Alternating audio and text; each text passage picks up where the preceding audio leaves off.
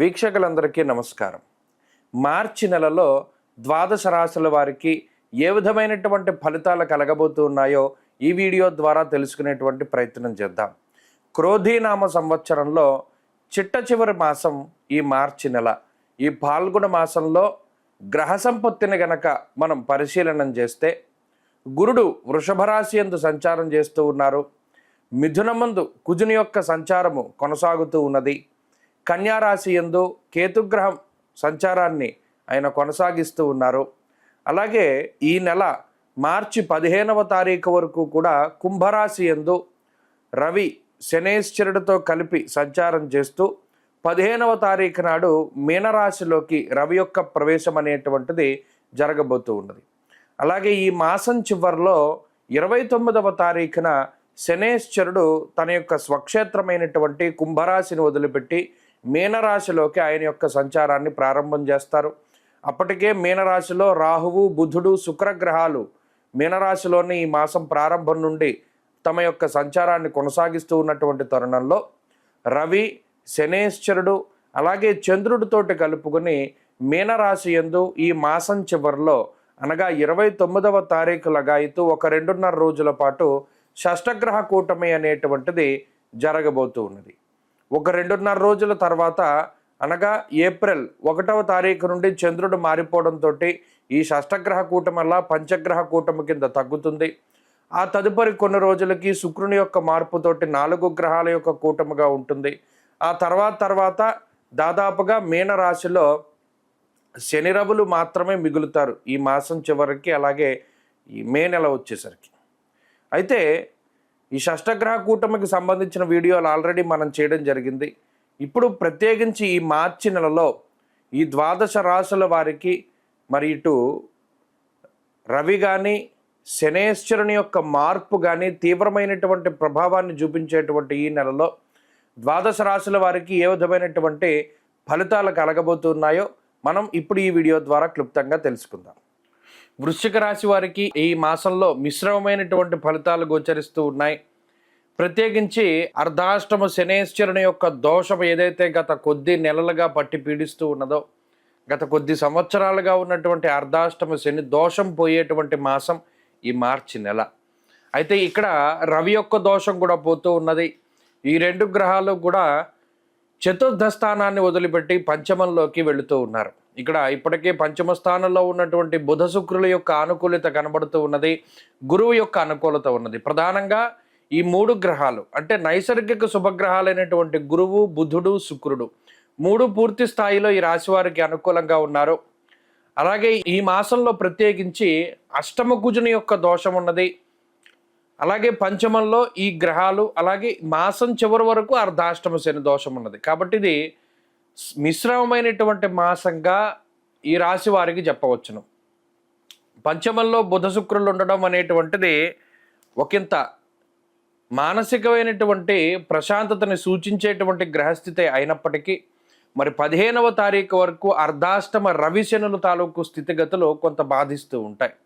ప్రత్యేకించి కుటుంబపరమైనటువంటి ఇబ్బందులు, అలాగే అంతఃక్లేశం గృహశ్చిద్రం సౌఖ్యహానిమ భోజనం అన్నారు. ఇక్కడ ప్రయాణాల విషయంలో కూడా కొన్ని ఇబ్బందులు, అలాగే కుటుంబానికి దూరంగా వెళ్ళవలసి రావడము, దూర ప్రాంత సంచారము, అన్యప్రాంత సంచారము, కొండ ప్రాంత సంచారానికి కూడా ఈ గ్రహస్థితి సహకరిస్తూ ఉంటుంది. అలాగే పంచమంలో ఉండేటువంటి రాహు యొక్క స్థితిగతులు కొంత దైవ బలం నుండి దూరంగా తీసుకెళ్లేటువంటి విధంగా, అంటే ఇప్పుడు కూడా అనుష్ఠానాలు చేసేటువంటి వాళ్ళకి లేదా ఎక్కువగా దేవాలయ దర్శనాలు చేసుకునేటువంటి వాళ్ళకి ఆ పరిస్థితులు కుదరకపోవడం, దేవుడి గుడికి వెళ్ళేటువంటి అవకాశం దొరకకపోవడం, కొంత పని ఒత్తిడి అధికంగా ఉంటూ ఉండడం, ఏదో ఒక రకమైనటువంటి అలజడి, అంటే ఏదో దినచర్య చాలా టైట్గా బిజీ షెడ్యూల్ అంటారే ఆ విధంగా ఈ రాశి వారికి ఎక్కువగా ఉంటుంది.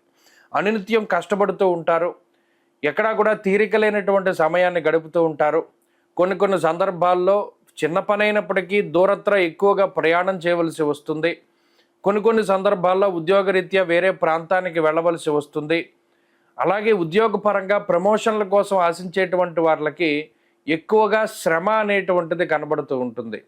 గతంలో పనిచేసిన దానికన్నా ఎక్కువ పని చేయవలసి రావడము, లేదా మిమ్మల్ని మీరు నిరూపించుకోవడానికే కొన్ని క్లిష్టమైనటువంటి పరిస్థితుల్లో చాలా ఎక్కువగా కష్టపడి పనిచేస్తూ ఉండడము, ఎక్కువ సమయాన్ని వృత్తి ఉద్యోగాలకి కేటాయిస్తూ ఉండడము, కుటుంబ సభ్యులకి చాలా తక్కువ సమయాన్ని వెచ్చిస్తూ ఉండడము, అలాగే ఇందాక చెప్పుకున్నట్టు విహారయాత్రలకి వినోదయాత్రలకి చాలా తక్కువగా వెళుతూ ఉండడము ఇత్యాది విషయాలలో ఈ రాశి వారికి ఈ మాసంలో ఫలితాలు ఎక్కువగా కనబడుతూ ఉన్నాయి.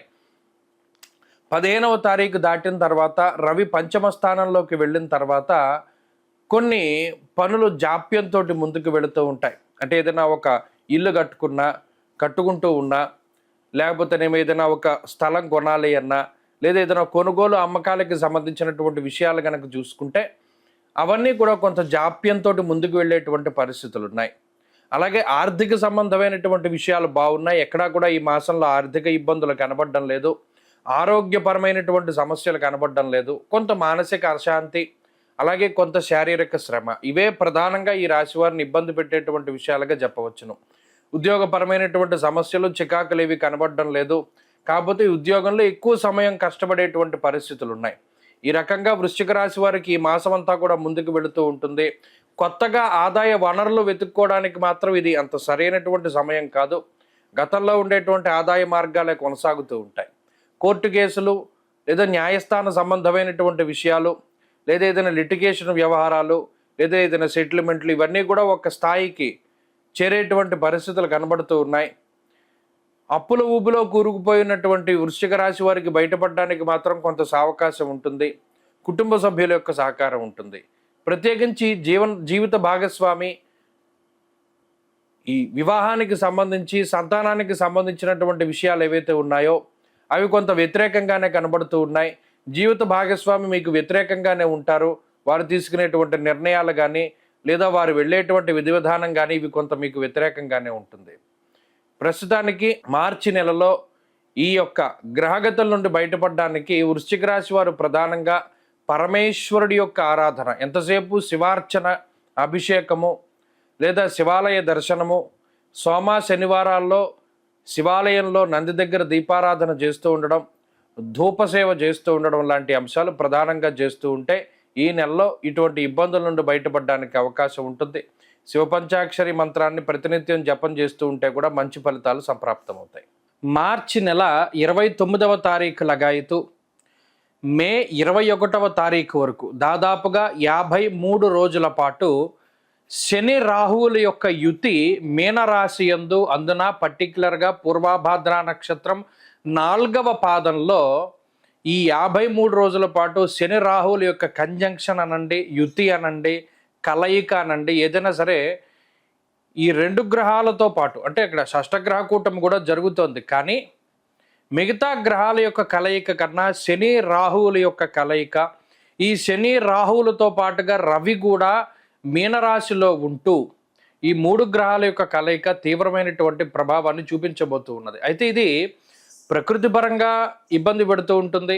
ఈ షష్టగ్రహ కూటమి వల్ల ప్రకృతి పరంగా వచ్చేటువంటి విపత్తుల గురించి మనం ఆల్రెడీ ఒక వీడియో చేశాం, అది డిస్క్రిప్షన్లో ఉంది. అయితే ఇప్పుడు చేస్తున్నటువంటి ఈ వీడియో ప్రత్యేకించి ద్వాదశ రాశుల వారికి శని రాహువుల యొక్క యుతి వల్ల వచ్చేటువంటి విపరీతమైనటువంటి ఫలితాలు ఏమిటి, ఇందులో కొంతమంది విపరీతంగా లాభపడేటువంటి సందర్భాలు ఉన్నాయి. ప్రత్యేకించి శని రాహువులు కలిసి యోగిస్తే ఓవర్ నైట్ స్టార్స్ అని చేస్తారు ఆ 2 గ్రహాలు కూడా. అంటే ఎలా ఉన్నవాడైనా, ఉదాహరణకి చూడండి, ఈ కుంభమేళాలో కొంతమంది అలాగే ఓవర్ నైట్లో స్టార్స్ అయ్యారు. అంతా పీక్లో శని రాహువులు యోగిస్తే స్టార్డమ్ వస్తుంది. అది ఏదైనా సరే, అంటే ఆర్థికంగా ఉపయోగపడుతుంది, లేకపోతే ఇంకోటి అది ప్రయోజనాన్ని పక్కన పెడితే అంత విపరీతంగా యోగిస్తారు. అలాగే శని రాహువులు ఇబ్బంది పెడితే అంతగానో ఇబ్బంది పెట్టేటువంటి పరిస్థితులు ఉన్నాయి.